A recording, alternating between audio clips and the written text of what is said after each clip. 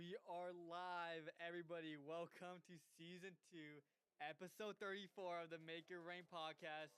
It's the pregame show. The playoffs are right around the corner. Round 2, game 1, Firebirds Rain. Here we go. Right after the intro.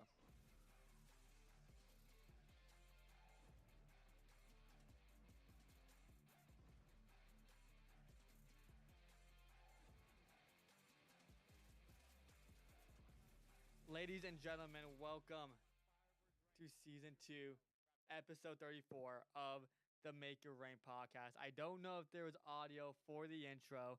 Let me check again. Maybe there was. But we are going to be going through this for every single playoff game here. Man, I am so excited to get started with all of this. I believe Joe is in here. Yes, Joe is right here. Joe, what is going on? He had enough time to join up for a little bit before we started going here. Joe, Yes, we did. what is going on, dude?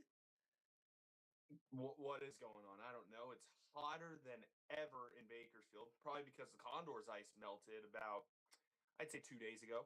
And, well, it's all fun and games now because the Rain and Firebirds are about to go at it in a 5-game set. Dude, I cannot express how excited I am. One, just for this game. Like, we have waited so long for another playoff game at Toyota Arena. The last time we've had one of these, the Rain Was against the same team. They were up, 2-0 against the Firebirds, I believe, and then they blew a lead, just leaving just a disgusting taste in the mouths of everybody.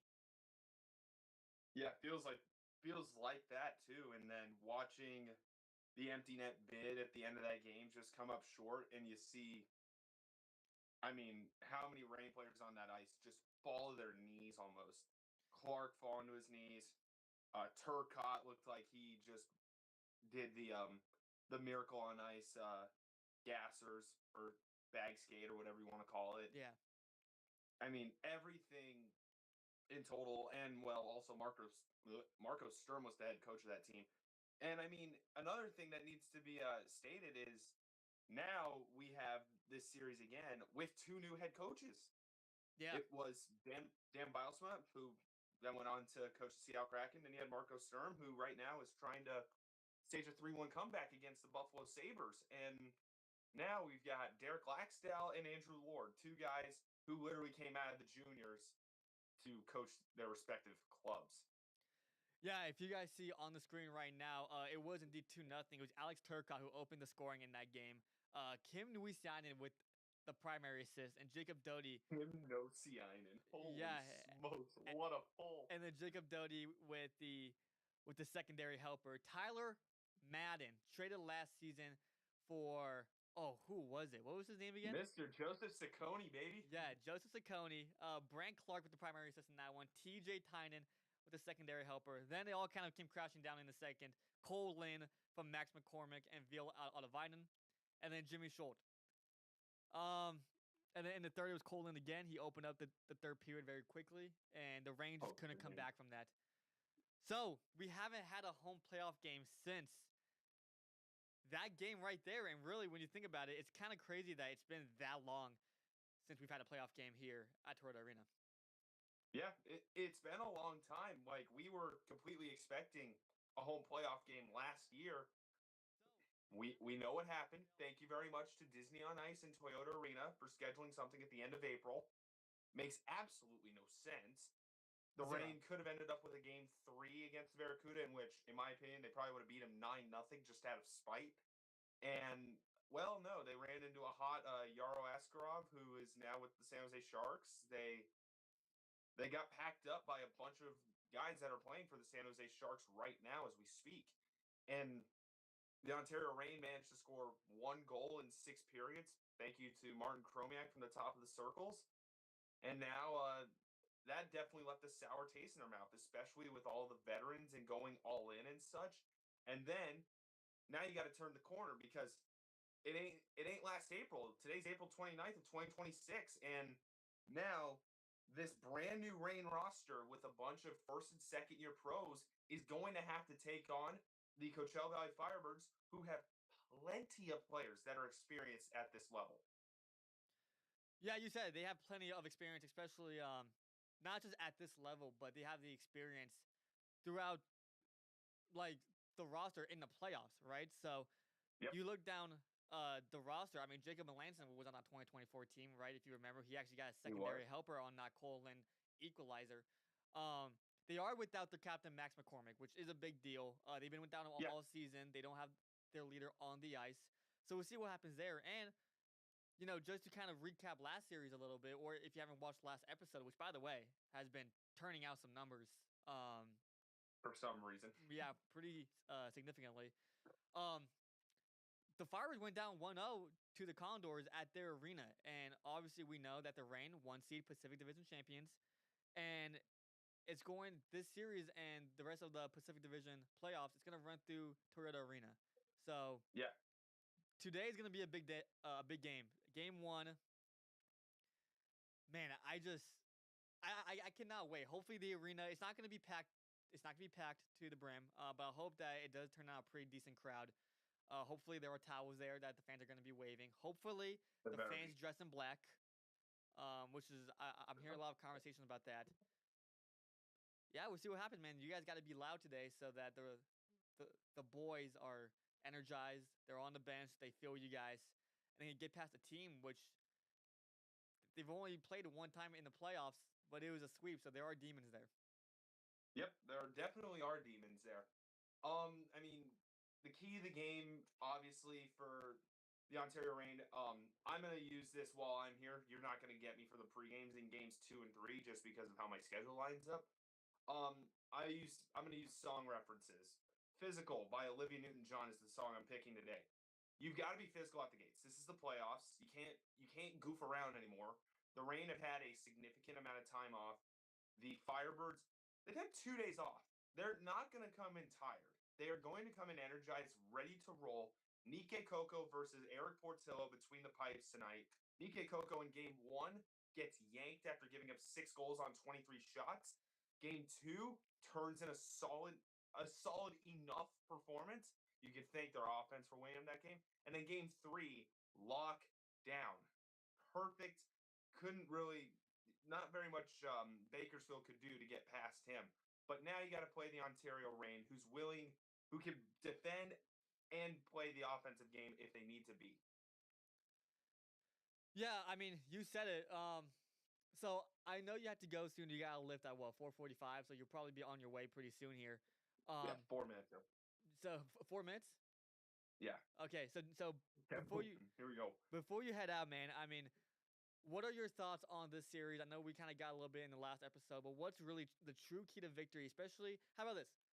Let's isolate the series from game 1, right? The juices are going to be flowing. They've played 3 games already. The Reign have played 0. They have a little bit of a layoff.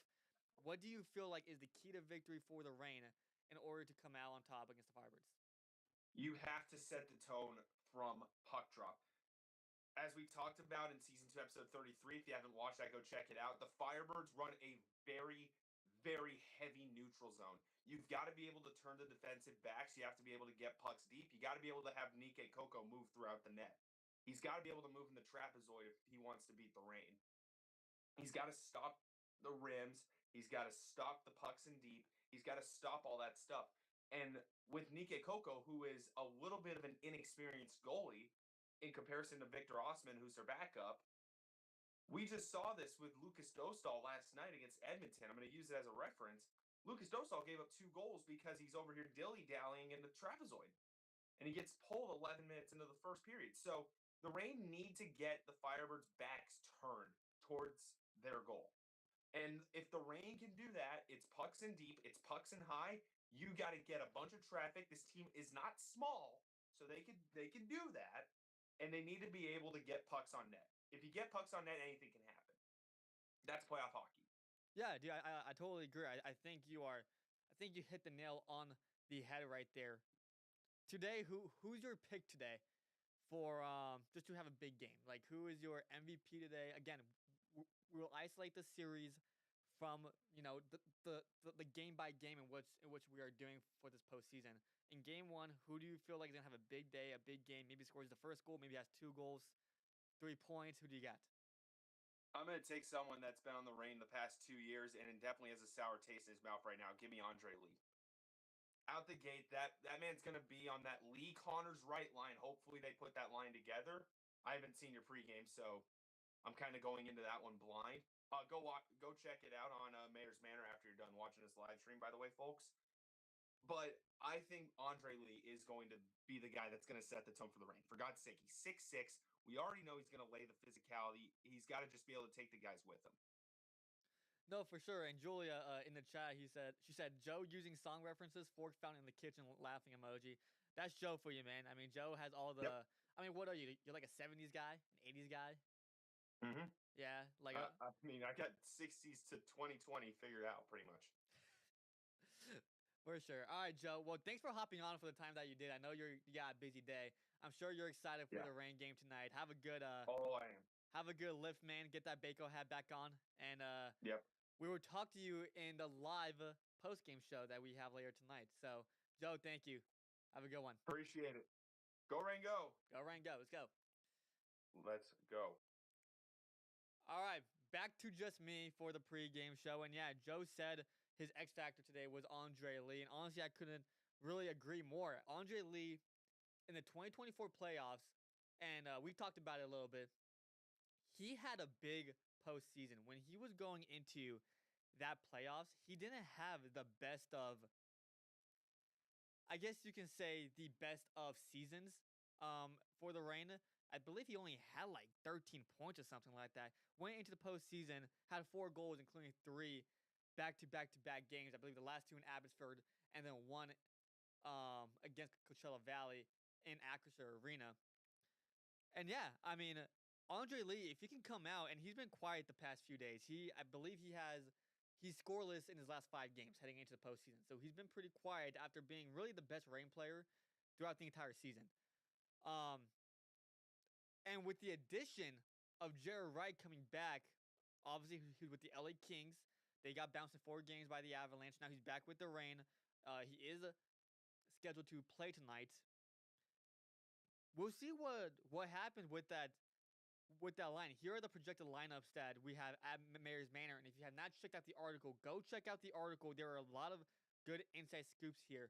Check it out. But here are the lineups that we have over there. We got Alexandrov, Godin, Gutman, first line. We got Lee Connors, Wright, second line. So we do believe that Lord is going to put that line back together. The line that really was their best line the entire first half of the season. We believe that's going to be put back together. Yamson, Pinelli, Chromiak. That's a lot of skill on that line. And quite honestly, Martin Chromiak has been a decent defender this season, so it's not really a weak spot. And Pinelli, obviously, he's been on a penalty kill. He's got a good stick on the back check, so we should be good there. Zimmer, Brown, Doty, fourth line, which is really, I mean, you look at a lot of fourth lines, it's not like that. Zimmer had a hat trick this season. Doty, obviously, the energizer on the team. He might get into a fight today. And then Logan Brown, I mean, he was on the first line and the second line for a lot of the season. So, Kirsanov, Booth, first pairing. Not too much to say there. Kirsanov and Booth has really been the best pairing all season. 2 Kings prospects. Boother is an NHL player, just doing his time in the AHL. He will be with the Kings next season, we are to believe. And Kirsanov, same with him, man. I mean, he really can be an NHL player. We don't know too much about what the Kings think about him, but I mean, he has been a really, really nice addition to the team this season. Hickets, Brustevich. Hickets, the captain. Brustevich, 19-year-old, just came over. Brustevich has had a decent stint with the Reign so far. There are some growing pains that he has been going through, but I do believe that if he can get right in this postseason, he can easily be the 3rd best defenseman behind Booth and Kirsanov. And then the 3rd pairing, Novikov and Jack Millar. Novikov obviously came over in that swap with Caleb Lawrence. Wasn't a fan of him when he first came over. He has been playing a lot better hockey. After it looks like he got acclimated a little bit. And then Jack Millar, obviously, AHL contract guy, but last season, he was probably the 2nd best defender on the Reign behind Angus Booth. He doesn't make a lot of mistakes. He's a true defenseman. Top to bottom, man. From Alexandrov to Millar, that's just a crazy lineup. They are really deep. Portillo is the starter. Copley will be the backup. Now, Great to see you on here, Josie, in the post game. Yes, Julia. Yes. Thank goodness he joined up, man. I'm glad he joined. I am glad he joined. So yeah, I mean, there's not really too much to say. We really talked a lot about this series in the last episode. Again, if you haven't checked it out, check it out. And make sure if you're enjoying this to leave a like. Even if you're watching it after, if you're not watching it live, leave a like on the podcast and let us know if you want to see more of this. First playoff game at Toyota Arena in 2 seasons, man. I mean, really is exciting. I cannot wait to even get dressed and go. I gotta get a bite of me first. Gotta get maybe some Chipotle. Always get Chipotle before the game. Keeps me energized, keeps me full for the entire game, and then maybe I'll have something after as well. Yeah, man. I mean, the addition of Jared Wright is going to be huge. Before he got called up to the Kings, I'll pull it up right now. Jared Wright, AHL. Let's see his stats real quick. So these are his stats from the Reign this season. 54 games played, 17 goals, 13 assists, 30 points, only 11 penalty minutes, which from a guy that big and that physical, really, really impressive. He had a really good season from his time with the Reign. But if you look at his game-by-game stats, and you come down here, can I get down to even lower than this, please? Here, let me blow this up real quick, and then let me scroll down. Here we go. Whoops.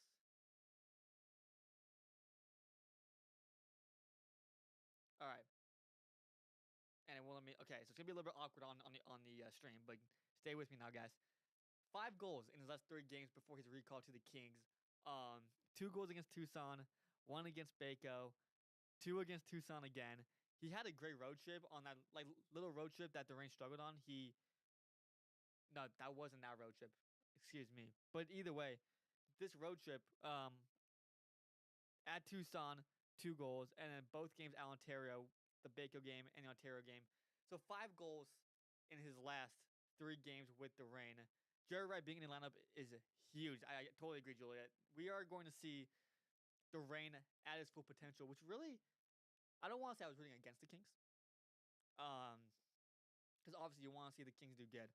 But having Jared Wright back in this lineup for game 1 of the playoffs and seeing the Reign at its full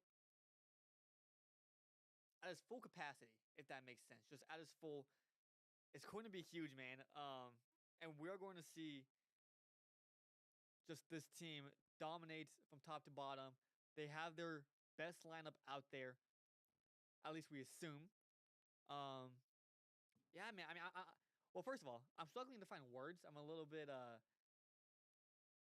guess you could say not prepared. I didn't prepare notes for whatever reason. I think I was so worried about this whole streaming thing that I didn't prepare anything.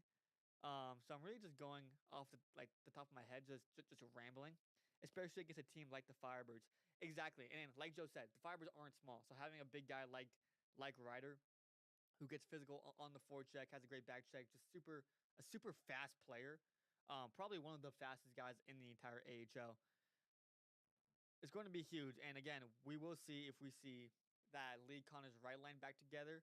When I get to the arena, I'll make sure to let you guys know if you follow me on X. Make sure you follow me on X. It's right down here at Anthony Collazo _.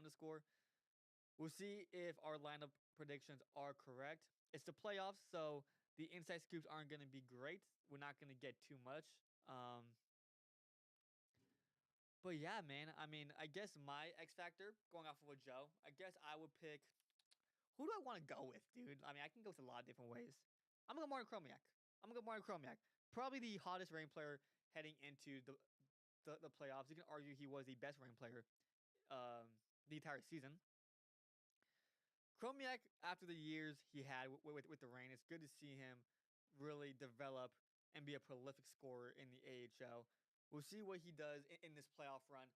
If Chromiak has a really good playoff run, I don't think there is a shadow of a doubt that the Kings will give him a legitimate look next season in training camp if they decide to re-sign him, because he is a restricted free agent at the end of the season. Score prediction for me, I'm going to go 4-2 Reign. The Reign are going to show some fortitude and win 4-2. Hopefully, that is the case because game one, obviously, in the best of five is going to be super important, especially when you are the home team. You would ideally like to win game one. I'm sure the fans are going to bring it. And I really just cannot wait to see how this all unfolds. Hopefully, we get a deep playoff run for the Reign because I do believe that this team is built for a deep playoff run. I do believe this team is built to beat really good teams like the Grand Rapids Griffins.